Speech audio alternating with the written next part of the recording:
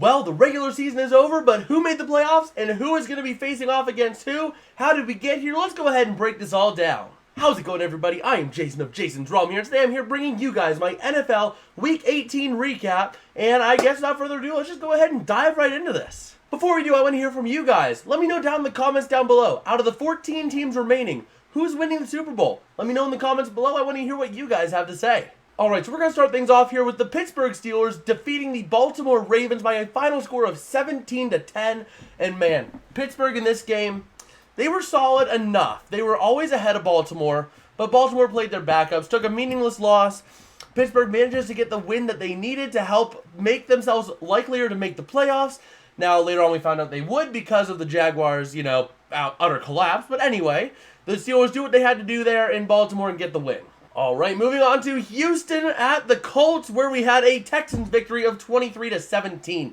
This game was big. It was winning in. After the Steelers game, it was winning in, losing, go home. This was a huge game, and it was a tale of two halves, really. Houston was dominant in the first half, choked in the second.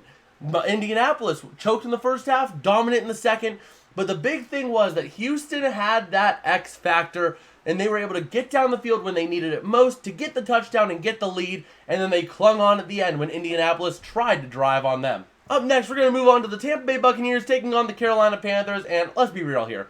Carolina fought hard. They've been always fighting hard, even after they were eliminated, because they had nothing to play for. Their first pick was gone to Chicago. They weren't going to make the playoffs, so they were just going to try to ruin everyone else's chances, and they almost did to Tampa Bay. Tampa Bay, don't get comfortable. You play that performance against any other team, you lose. So don't get comfortable. Learn from it. Take advantage of the fact that you had that performance against a weak team, and make sure you can beat the living crap out of Philadelphia on Monday night.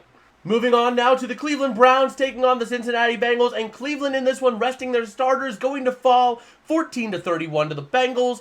And let's just be real here. The Bengals played their starters. They looked better. They looked solid. But once again, this was against a Cleveland secondary that didn't have a lot of their key starters. So you can't really read too much into it, but overall, it's kind of a nothing burger of a game, but, it was a game that happened. Moving on to another huge game here in the playoff picture, the Minnesota Vikings falling to the Detroit Lions. Final score was 20-30, Lions victory, and man, Minnesota fought hard, but they just could not get ahead. They were always trailing, they were always chasing. They were never in the driver's seat. They were never leading, they were never ahead in any regard. And that's the big thing, is that Minnesota got eliminated because they could not get a lead, period.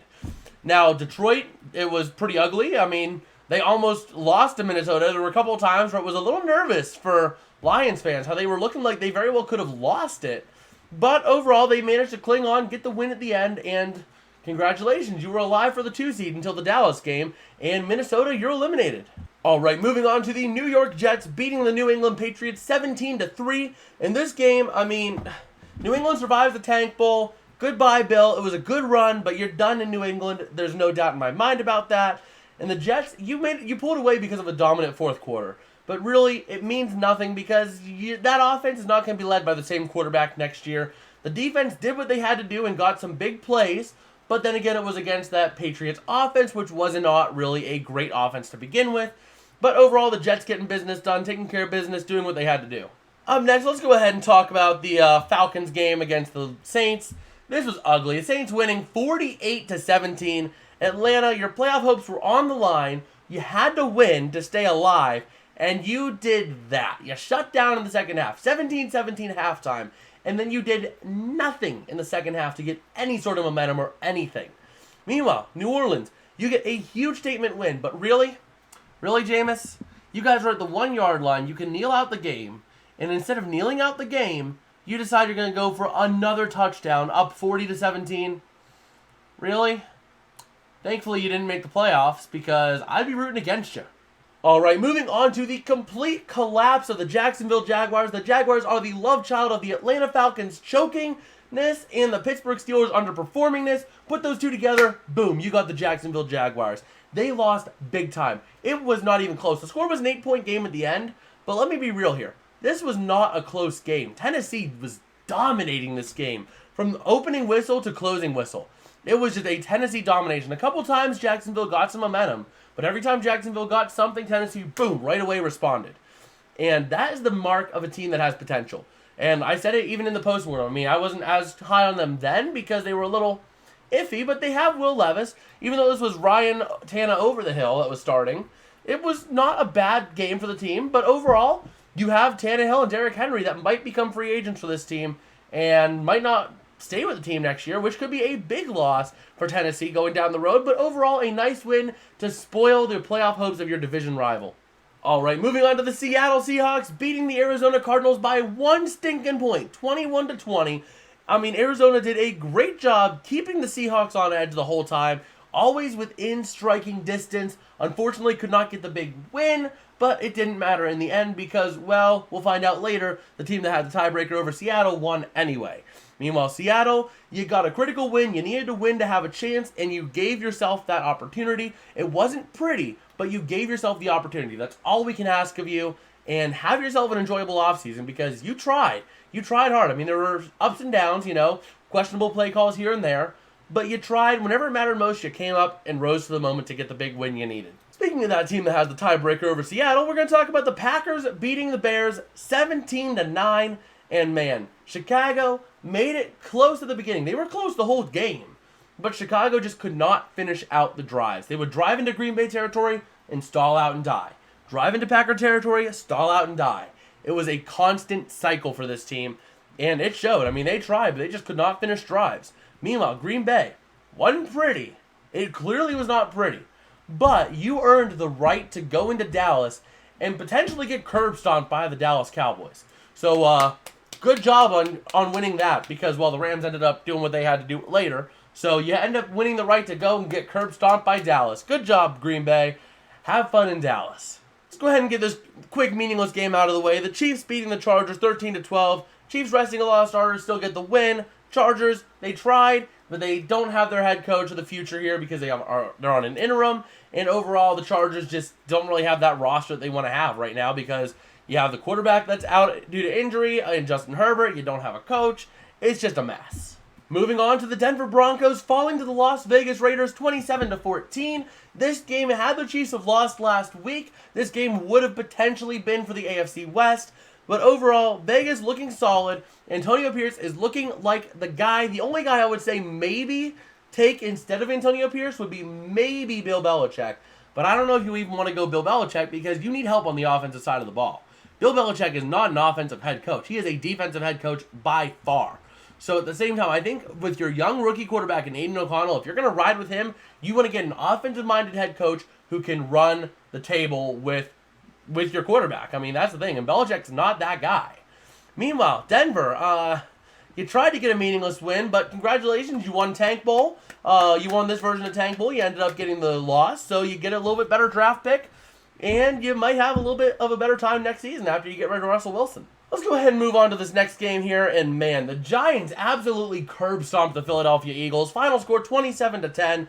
This was a Giants domination. Philadelphia crumbling in another critical game. This team is limping into the playoffs, and it's not pretty.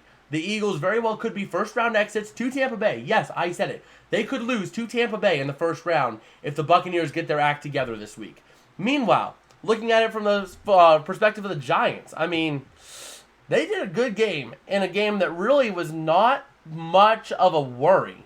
I mean, they win or lose, it didn't matter to them. They were out of the playoffs anyway. So it didn't really matter, but they wanted to spoil the Eagles' chances at winning the division, and that they did. Now, I alluded to it earlier. Let's go ahead and talk about the Rams game. The Rams beating the Niners 21-20, and man, the Niners benching their starters, Rams benching their starters. So this is the backup bowl here. And it was a tight game all the way throughout. The Niners kind of died after they had to pull some starters later on in the game, and it was a nothing burger, but overall, it is meaningful for the Rams in the sense that the Niners finally have had their streak snapped of regular season wins against the Rams. This would have been their 10th had the Niners have won, but the Rams end up pulling it out and ending that streak. Moving on now to the Dallas Cowboys absolutely dominating the Washington Commanders. Final score 38-10. Dallas domination in a game that they needed. They needed this game a win and clinch the NFC East. They did that. Meanwhile, Washington, they just flat out died on a football field. They couldn't do anything. Ron Rivera is basically he's a lame duck head coach. He knows he's getting fired. The question is when. Probably not going to fire him on his birthday, so you got to wait a little bit longer to fire him, you know. You're not going to be heartless like Dan Snyder would have been. But either way, yeah, they just died on that field, and it was not pretty for a Washington fan. And last but not least, you have the absolute thriller on Sunday night. The Buffalo Bills regular season finale against the Miami Dolphins. The Bills ended up winning this one by a final score of 21-14, and man, this was a fun game. The first quarter was a lot of defensive stops, turnovers, interceptions, all that fun jazz. Second quarter was all about getting points on the board. The Dolphins take a 14-7 lead into half. And then the Dolphins said, hey, second half, we don't got to do anything. We got the win. And look what happened. The Bills came back late in the game. I think it was all in the fourth quarter, if I'm not mistaken. And it was just an absolute domination in that second half by the Bills to get the win and to clinch the AFC East for the fourth year in a row and to clinch the right to host the Pittsburgh Steelers and sending the Miami Dolphins to Kansas City next week. Alright, so now the regular season has wrapped up. Let's go ahead and take a look at our playoff matchups for Wildcard Weekend. Matchups are as follows. We have the Cleveland Browns taking on the Houston Texans in Houston at Saturday at 4. We have Saturday at 8 p.m. We have the Dolphins taking on the Chiefs. The early window on Sunday is Steelers at Bills. The middle window on Sunday is Packers at Cowboys. Sunday Night Football is Stafford's return to Detroit, Rams versus Lions. And the final end cap Monday Night Football, the Eagles taking on the Buccaneers in Tampa Bay. Alright, well that's about going to do it for me today. If you guys did like, don't forget to smash like and subscribe, as it does help me out a whole lot. It tells me that I'm making content that you guys enjoy and that I should keep doing what I'm doing. And I guess with that, make sure if you haven't already, smash that subscribe, because we will be going live for the National Championship on the 8th. So make sure you go ahead and check that out. And with that, check out the video YouTube recommends you down here, and I will see you guys later. Peace out and have a good one.